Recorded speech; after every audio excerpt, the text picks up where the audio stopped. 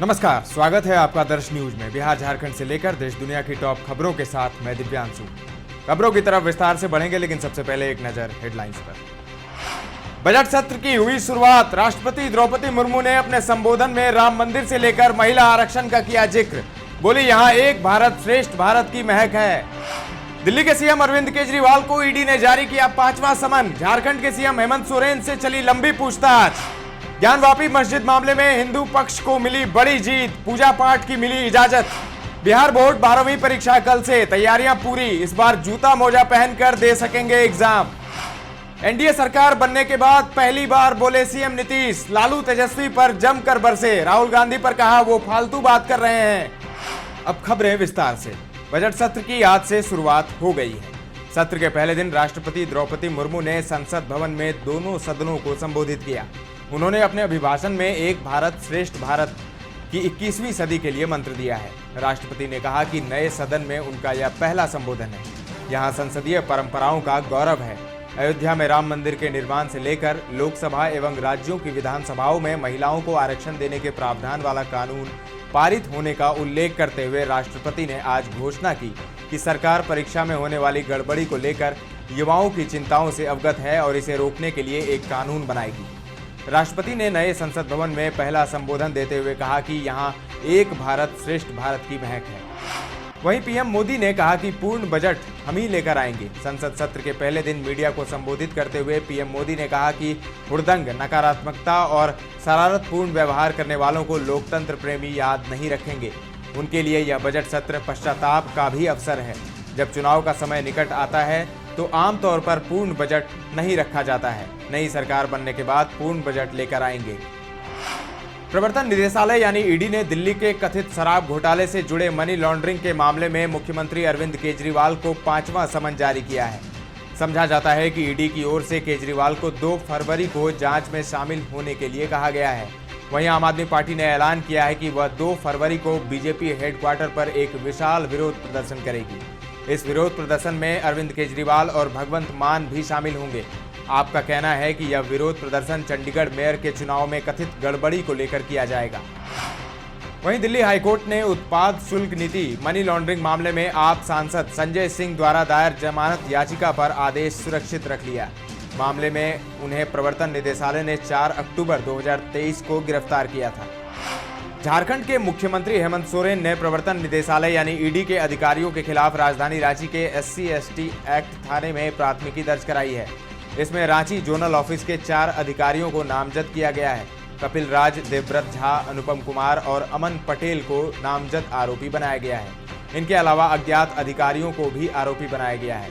आज सीएम से लंबी पूछताछ चली है। भारतीय रिजर्व बैंक यानी RBI ने पेटीएम पेमेंट्स बैंक लिमिटेड पर फरवरी के बाद किसी भी ग्राहक खाते, वॉलेट और फास्टैग्स में जमा या टॉपअप स्वीकार करने पर प्रतिबंध लगा दिया। पेटीएम पेमेंट्स बैंक पर रिजर्व बैंक ने यह कार्रवाई एक व्यापक सिस्टम ऑडिट रिपोर्ट के बाद की है। रिजर्व बैंक ने बैंकिंग विनियमन अधिनियम 1949 की धारा 35A के तहत अपनी शक्तियों का इस्तेमाल करते हुए ये कार्रवाई की है। इसके तहत पेटीएम पेमेंट्स बैंक लिमिटेड से किसी भी ग्राहक खाते, prepaid instrument, wallet, FASTag, NCMC card आदि में जमा या क्रेडिट कार्ड लेन देन या टॉपअप की अनुमति नहीं दी जाएगी। ज्ञानवापी के दक्षिणी हिस्से में बने व्यास जी के तहखाने में हिंदू पक्ष को पूजा पाठ की इजाजत मिल गई है। जिला जज डॉक्टर अजय कृष्ण विश्वेश की अदालत ने डीएम को 7 दिन के अंदर व्यास जी के तहखाने में पूजा पाठ के प्रबंध करने का आदेश दिया है। इसके साथ ही कोर्ट ने यह भी कहा है कि वादी और काशी विश्वनाथ ट्रस्ट बोर्ड की ओर से रखे गए पुजारी यहां पूजा करेंगे।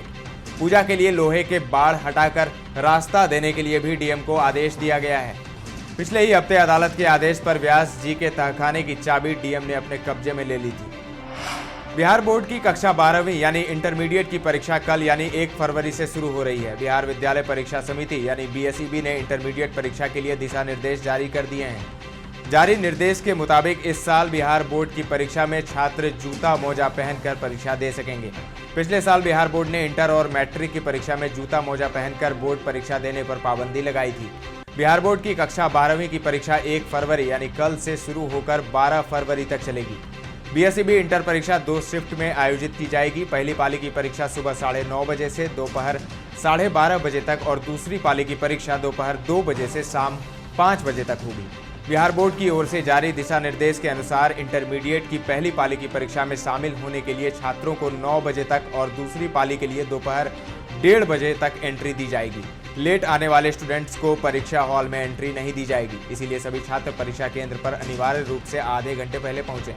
बिहार बोर्ड ने परीक्षा की सारी तैयारी कर ली है। इस साल बिहार बोर्ड कक्षा 12वीं की परीक्षा राज्य भर के 1523 परीक्षा केंद्रों पर आयोजित की जाएगी।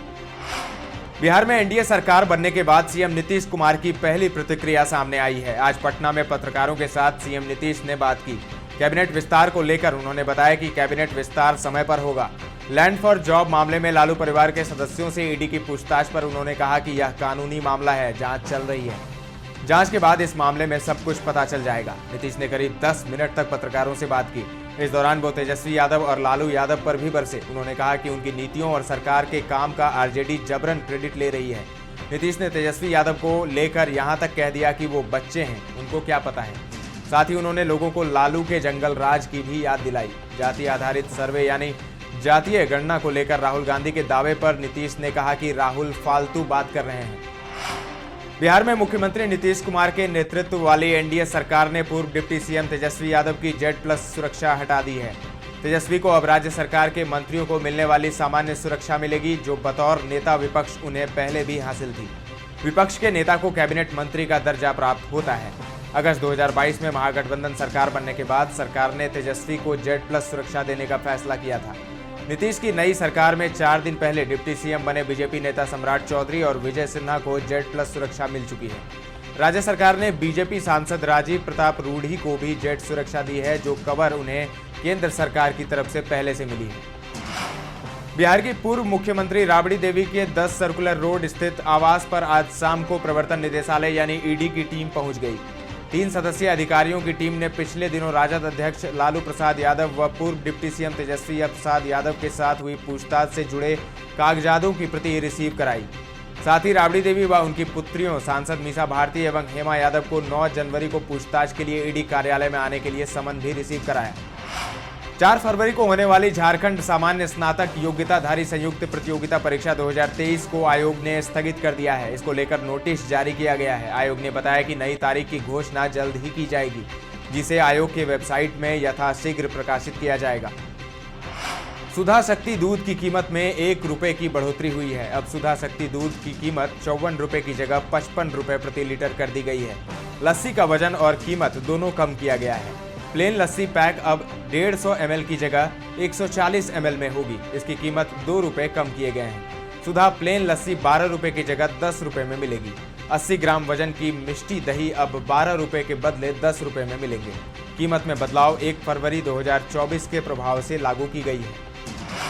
खबर खेल जगत से। इंटरनेशनल क्रिकेट काउंसिल यानी आईसीसी ने आज टेस्ट प्लेयर्स की ताजा रैंकिंग जारी की है। भारत के दिग्गज बल्लेबाज विराट कोहली टॉप 5 की दहलीज पर पहुंच गए हैं। कोहली को 1 स्थान का फायदा हुआ है और अब वह 6ठे पर आ गए हैं। उनको 767 रेटिंग अंक हैं। वहीं इंग्लैंड के बल्लेबाज ओली पोप ने 20 पायदान की लंबी छलांग लगाई है। वह 15वें नंबर पर पहुंच गए हैं। न्यूजीलैंड के केन विलियमसन की बादशाहत बरकरार है। वह 864 अंकों के साथ टॉप पर काबिज हैं। इंग्लैंड के जो रूट और ऑस्ट्रेलिया के स्टीव स्मिथ क्रमशः दूसरे और तीसरे नंबर पर हैं। न्यूजीलैंड के ही डैरेल मिचेल चौथे पर हैं। दूसरी ओर टेस्ट गेंदबाजों की रैंकिंग की बात करें तो भारत के धाकड़ पेसर जसप्रीत बुमराह को 1 स्थान का लाभ हुआ है। वह चौथे नंबर पर हैं। दिग्गज स्पिनर रविचंद्रन अश्विन शीर्ष पर कायम है। दर्श न्यूज के इस बुलेटिन में फिलहाल इतना ही, लेकिन खबरों का सिलसिला लगातार जारी है। देखते रहें दर्श न्यूज।